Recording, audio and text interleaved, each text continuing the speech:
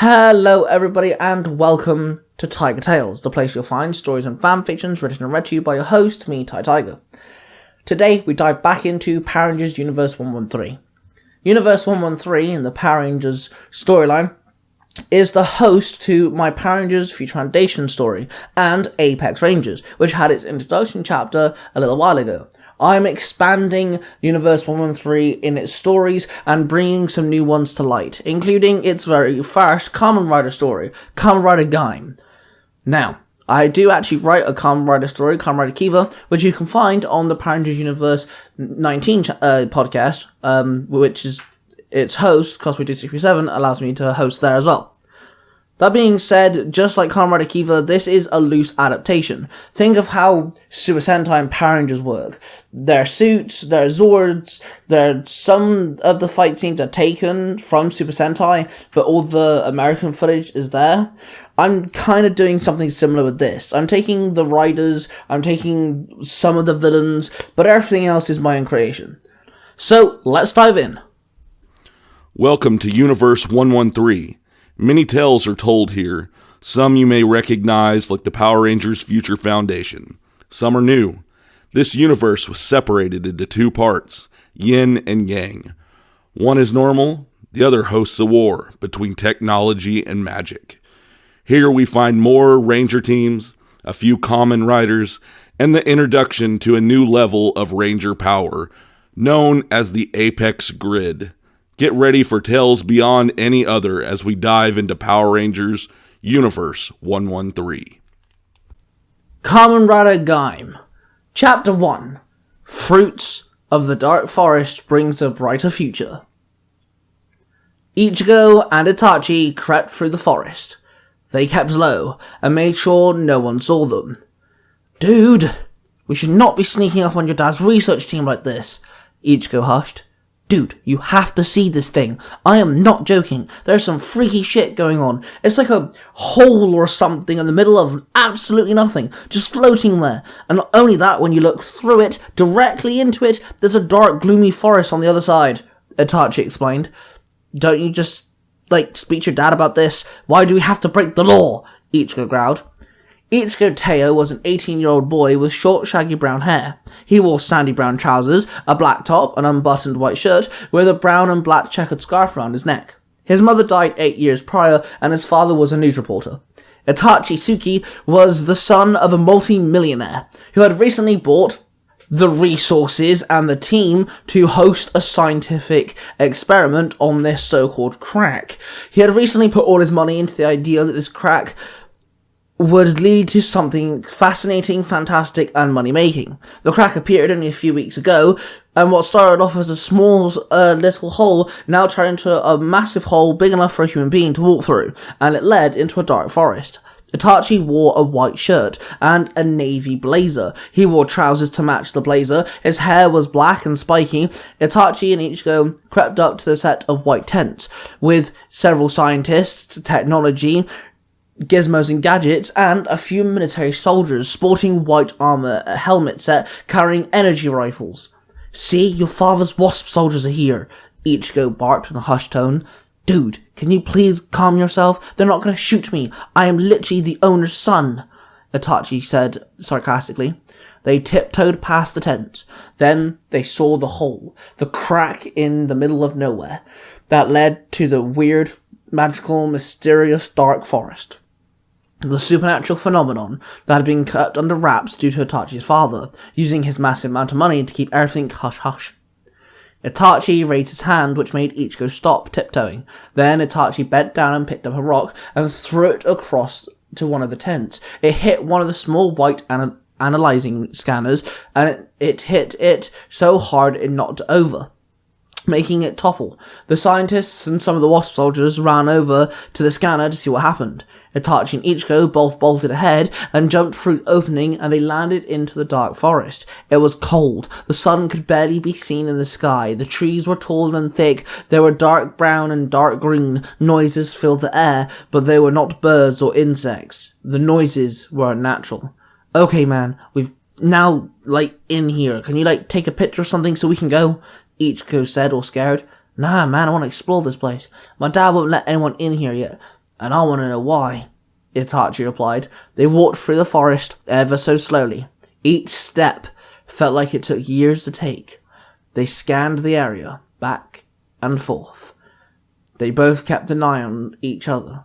So, is this like another planet, like the movie Alien? Or another universe like the Fringe TV show? Ichigo asked. I have no idea yet, Itachi replied. They walked up to a much larger, much thicker tree, which stood out than the rest. This one was covered in beautiful blue plant bulbs that grew out of the trunk of the tree. Ooh, these are pretty, Itachi chuckled. Dude, don't touch 'em, Ichigo barked. Oh, can you please shut up?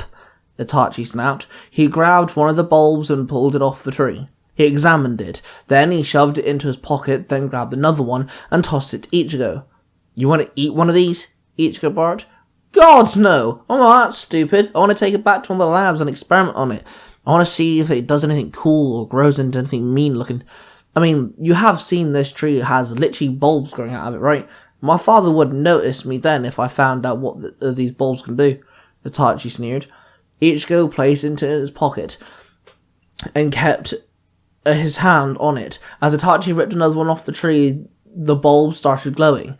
It started shaking. It doubled in size. Then it tripled in size. Itachi dropped the big bulb and it hit the ground. It started glowing immensely and produced a bright light. Ichigo and Itachi covered their eyes. The light diminished and Ichigo and Itachi both stumbled back as they faced a strange-looking monster that stood before them. What is it? Ichigo asked. It's a bug, isn't it? Itachi asked back.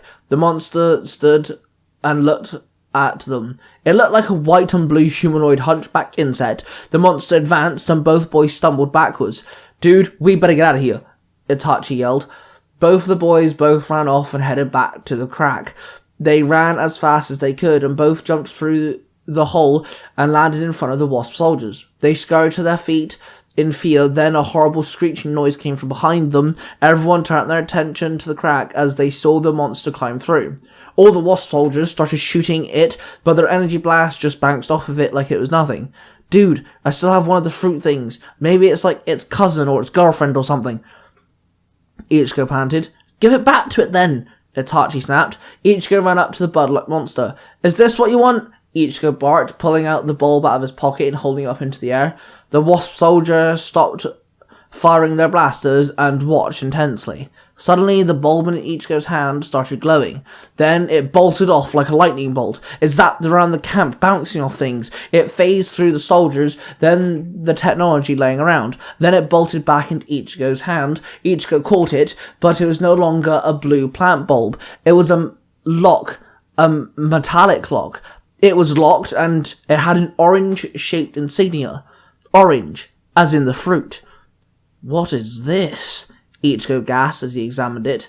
Then, in a glimmer of light, a belt appeared on Ichigo's waist.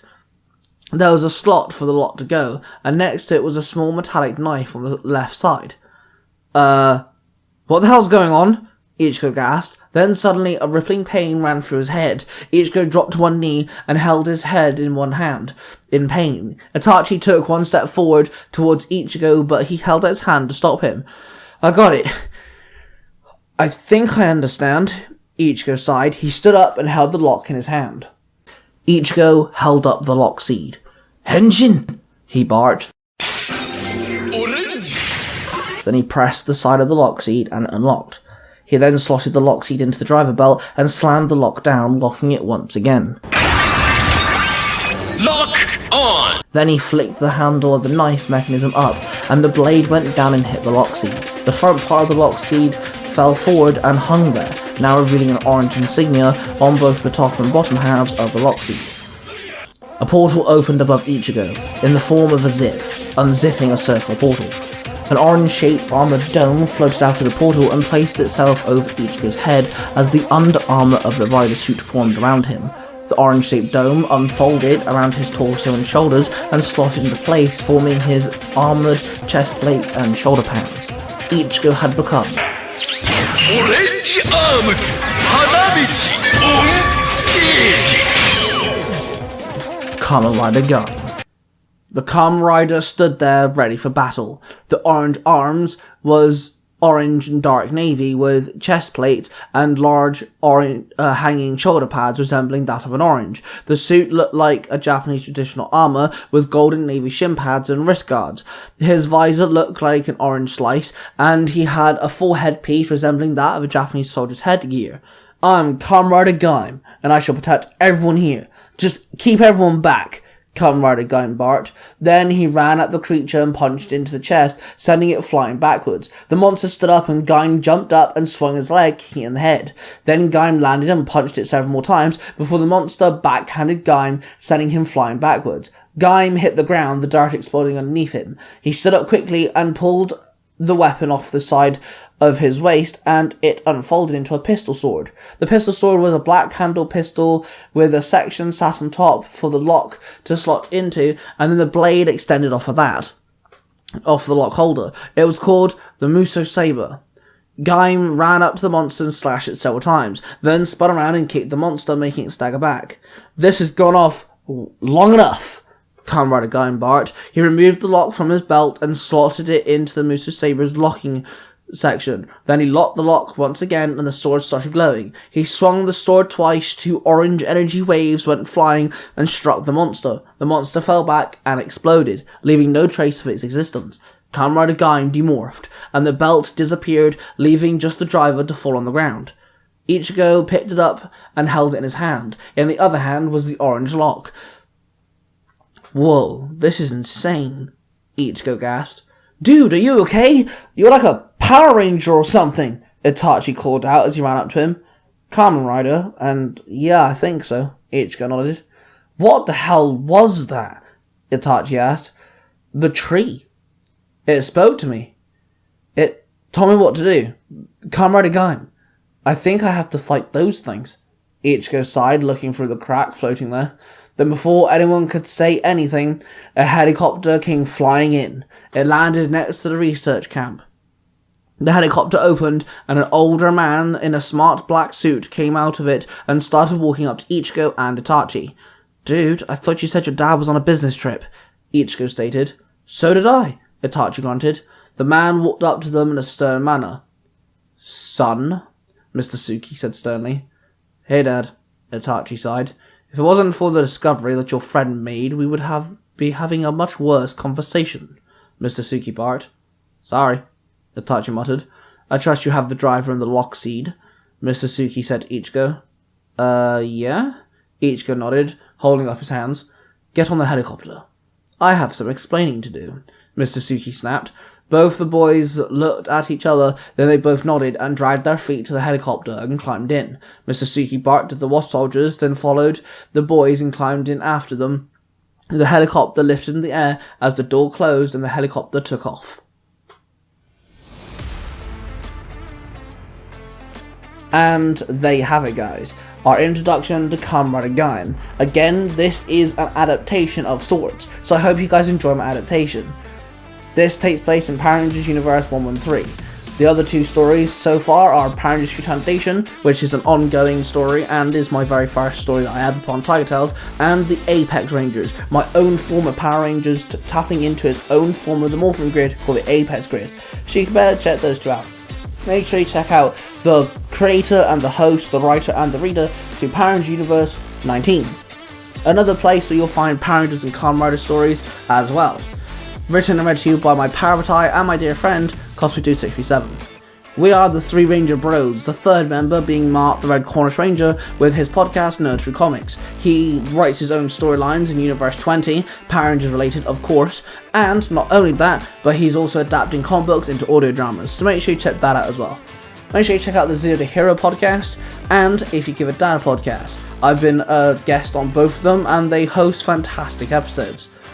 That being said, make sure you check out the rest of Tiger Tales. This channel, precisely, make sure you give it a subscribe as well. And there's also 3 others. Tiger Tales, The Lost Stories. Tiger Tales, Game Over. And Tiger Tales, Mysterious Origins. Each one of them hosts a unique set of storylines, some fanfictions, some original, so you might want to check all of them out. That being said, don't forget to subscribe to this one, and I shall see you guys real soon.